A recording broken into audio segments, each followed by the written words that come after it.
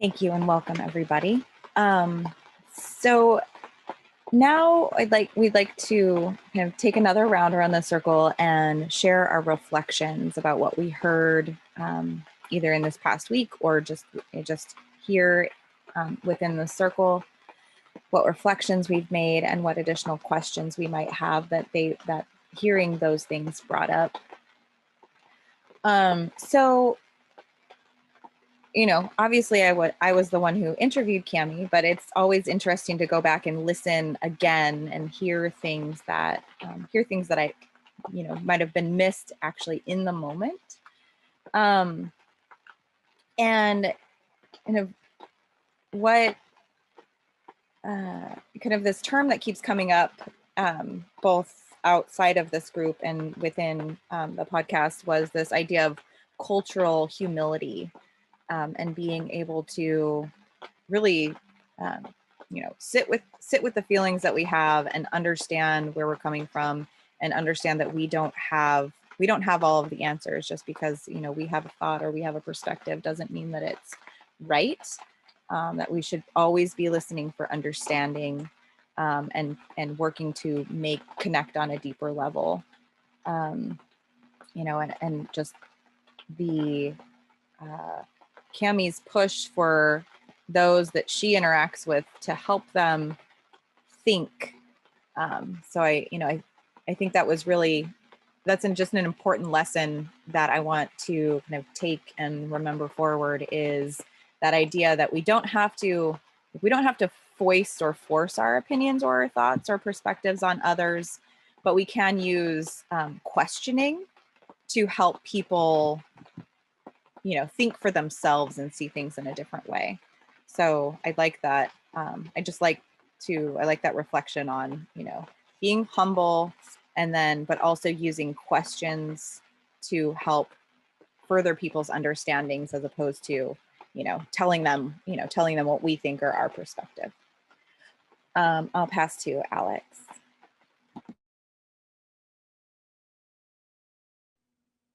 Thanks, Abby.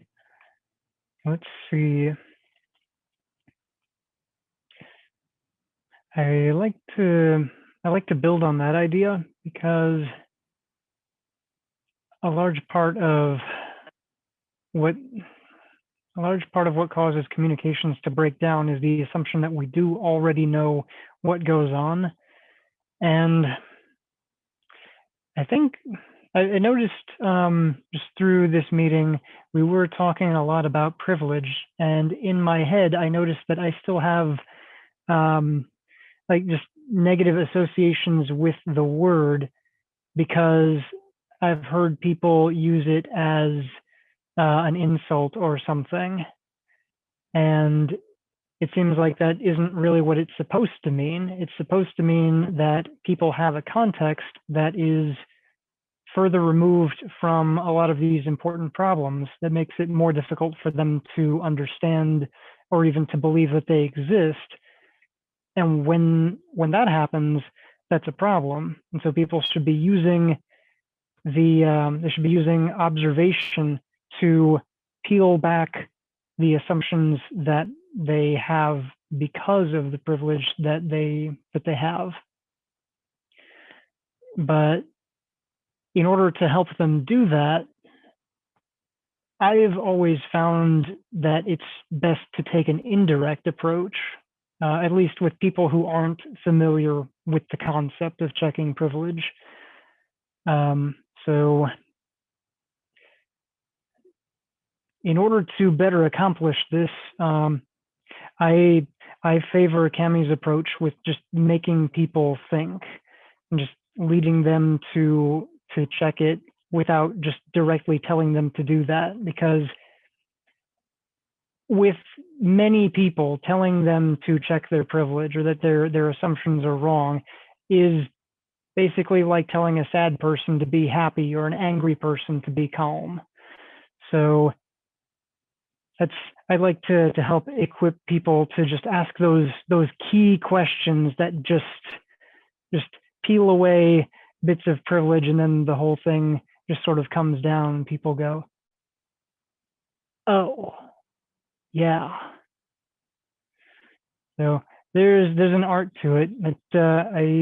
I'm looking forward to making all of these movements more effective through that approach. And the more accessible we can make it, the lower we can make the barriers to entry, the faster and more effective the movements will be.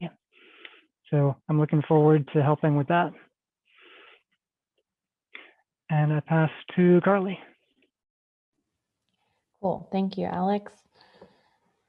Yes, this culturally humble statement or idea, that Camille brought up is one that was just like just really stood out to me.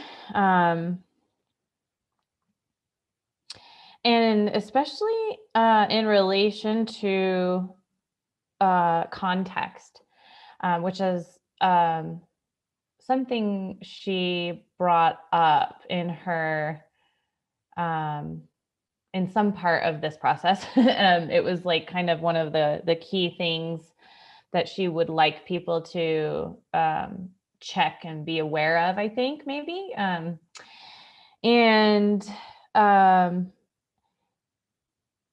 when she describes her long legacy of her family members that have survived racism, it just made me think about this being a very, very big part of cultural humility. And it brings me to the awareness of,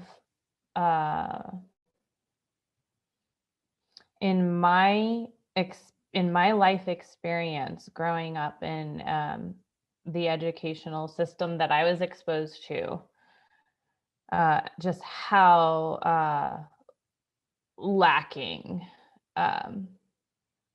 it was in terms of cultural humility education, really. I mean, culturally humble education, it just wasn't there in the way that it could have been.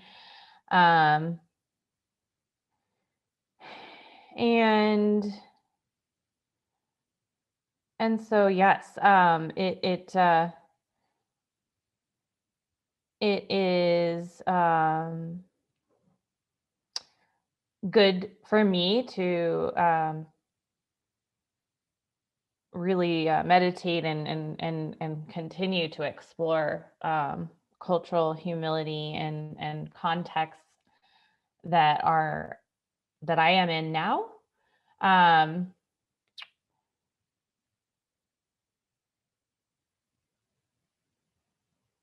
And that's it.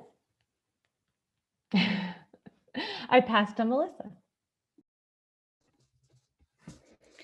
I really appreciated hearing the voices of Camille and the author of the book. I do have that on my list to listen to. And they were a good complement to one another when put next to each other, I think. And it brought to mind, when I was in high school, I took a sociology class. And one of our assignments was Peggy McIntosh's Unpacking the Invisible Knapsack. I can put it in the chat. And it was written in 1989, which seems like, ages and ages ago. And I've thought about that and referenced that article when I'm speaking with or communicating with people who identify as white, when they seem to be unaware of privilege in the past. It seems to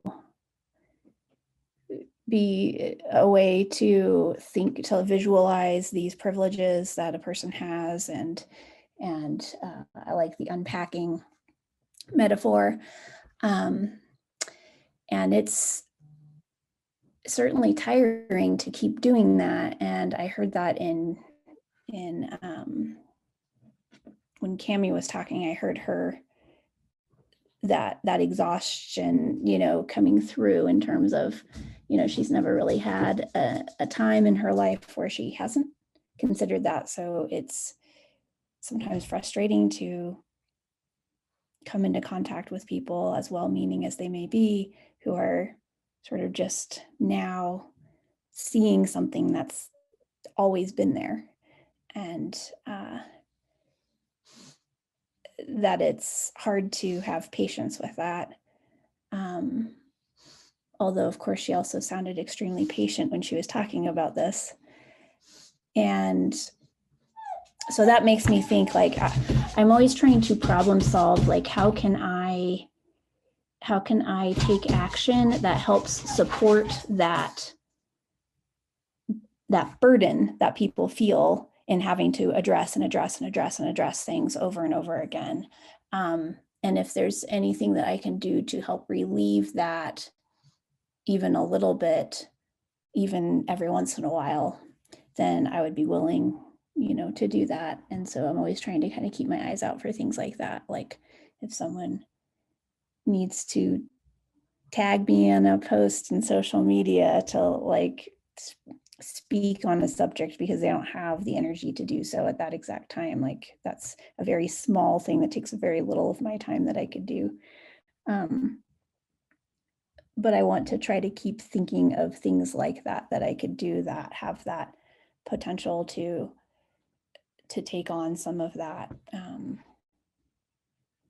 that burden that people feel that they can't really get out of due to their being part of that marginalized group and having to address it over and over. All right, I'll pass it back to Abby.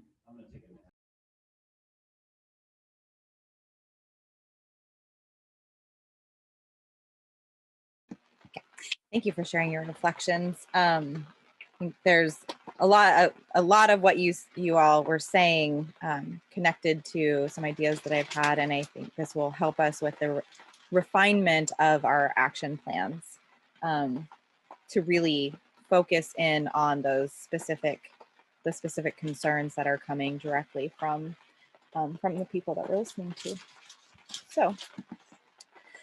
So in review, I wanted to just kind of review our outcomes from Gathering 1 and review our outcomes from Gathering 2 as a kind of lead up and framework to the final part of this discussion, which will be to suggest actions that we could take at the me, we, and us systems level. And all of this will feed into our final gathering of this cycle next weekend, where we'll be actually putting all of this into a more formalized, radical action plan that people can use to kind of use as a framework for their own action and, a seed for them. So the guiding questions that we came up with 2 weeks ago was, what do we expect? What do we expect people to learn when they listen? What ability does my organization have or team have to respond to racism? And what ability do I have? What are organizations in society doing to refine these abilities to notice racism, policies and procedures, leadership practices, human resources, etc.? What lenses or filters do I have, and how can I take those lenses off or remove those filters in order to see things more clearly? How am I checking my motivations on a daily basis? And how can we embrace cynics? The action items or action ideas that we had from Gathering 2 that came out were a see, say, and see right responses to racist and oppressive behaviors, training exercises to fluently identify racist and oppressive behaviors, an ACT workbook for developing anti-oppressive thoughts, words, and actions, actively seeking feedback from communities we serve to ensure alignment, using our privilege as ACE providers to provide platforms for communities, translating stories of oppressive contexts and experiences, using translations to help people gain deeper understanding of issues, connect deeper understanding to meaningful and helpful actions, ensuring social validity of actions by seeking feedback from communities, exploring ways to get more people involved, actively involved in committed actions, finding ways to amplify anti-oppressive,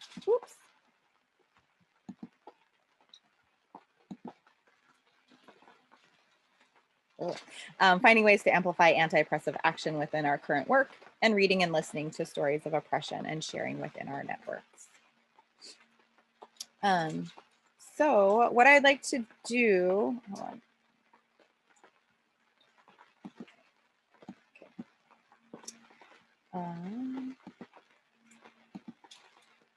Oh, there's everybody back.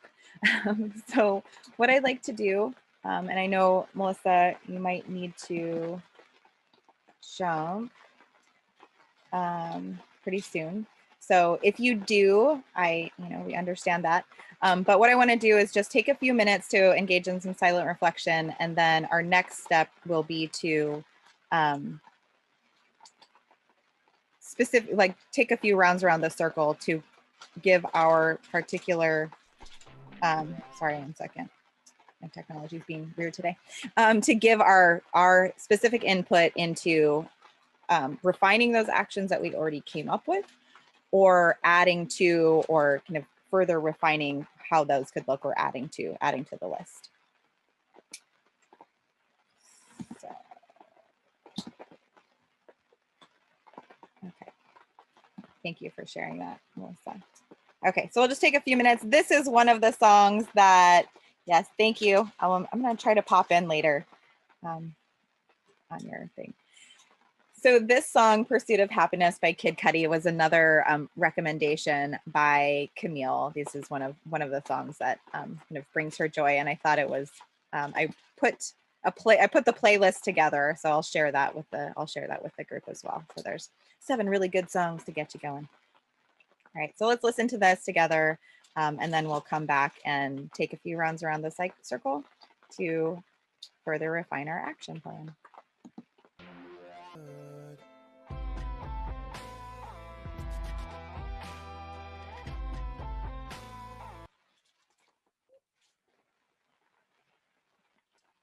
Sorry, I clicked and it went to the next screen. So hopefully that was enough time for you to do a little bit of silent reflection. Apologize for ending that early.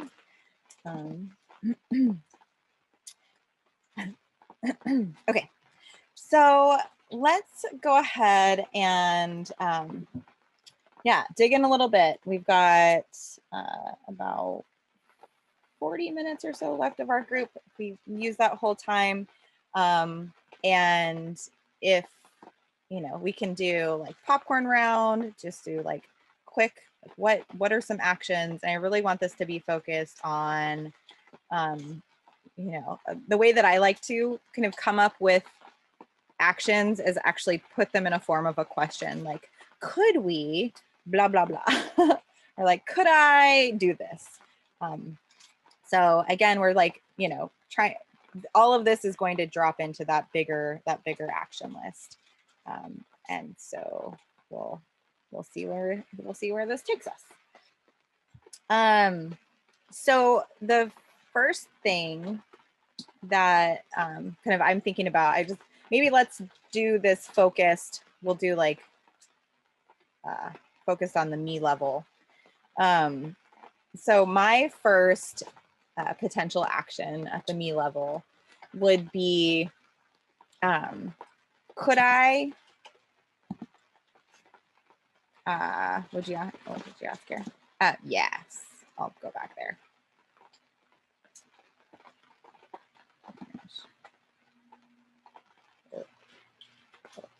There we go, that one.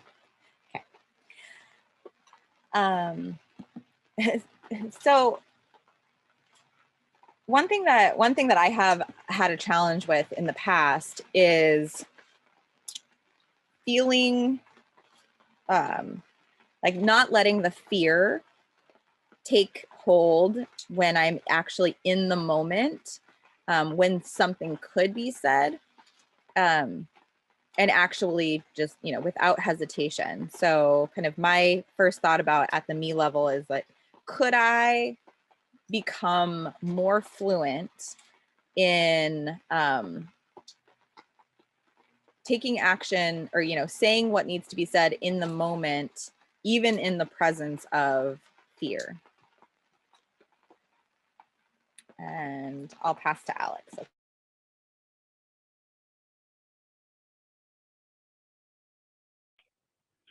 Thanks, Abby. Let's see.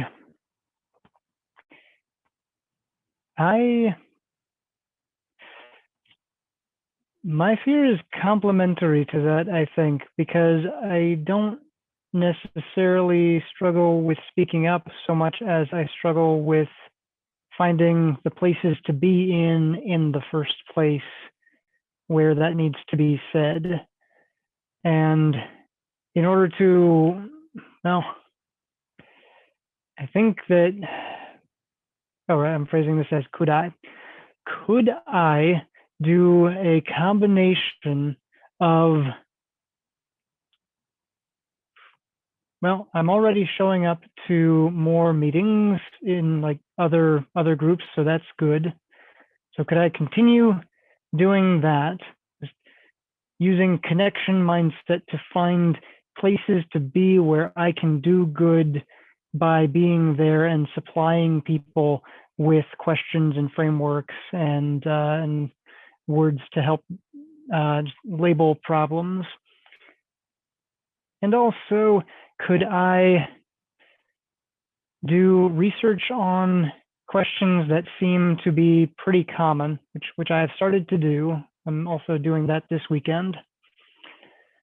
Could I, on a regular basis, maybe weekly, write just a short reframing post to take a question that divides people and create a framework for the situation that allows them to unite and cooperate? Just small issues. And I pass to Carly.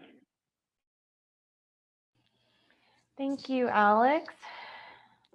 The me level, could I become more culturally humble? Could I identify contexts of culturally humble practices, education, and professional development? And those are my questions. I'll pass it to Abby. Awesome. Thank you. Okay, so now we'll transition to the we level, the we level. So that would be kind of within our, within this community. What could we do? I'm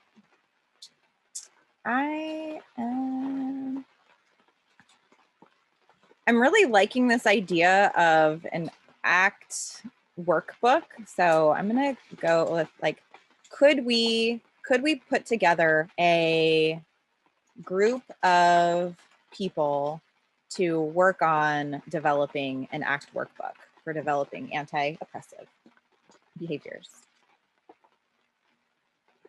And I'll pass to Alex.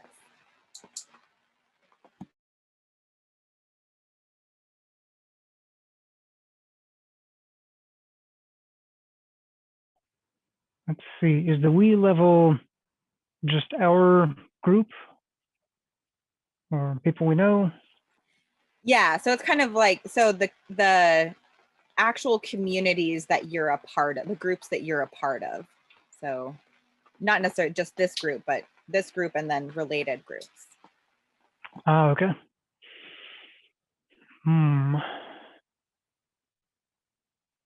Could we, well, I'm worried that I'm getting into Maslow's hammer at some point because, framing situations is what I do because I decided that was the thing that the world was missing. And so that's what I decided to get good at. So first thing that comes to mind is, could we, just all the groups that I'm a part of, could we change the way people talk about problems so that we don't talk about so that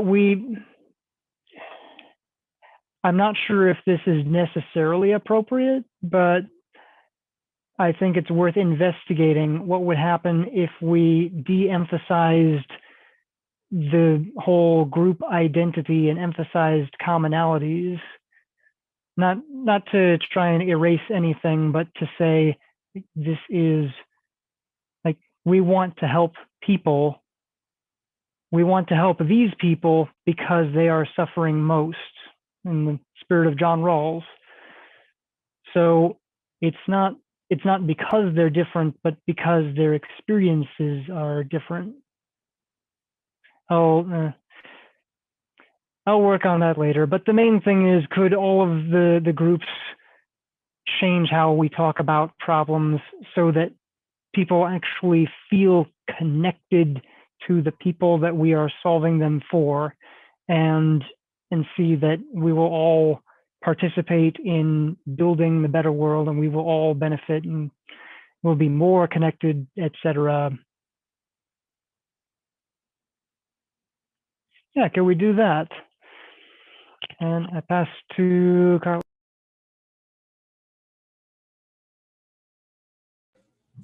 Thanks, Alex.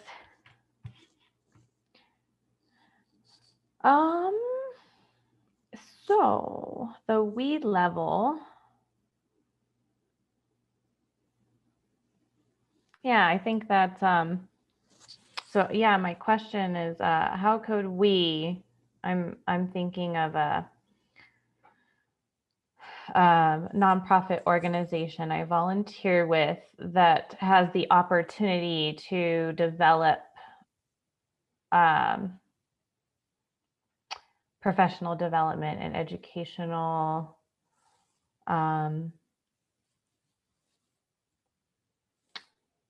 activities and products, I guess. How could we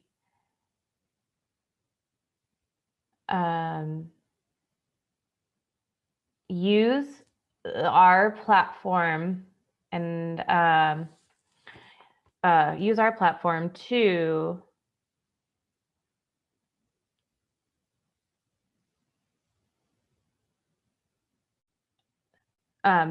develop culturally humble professional development.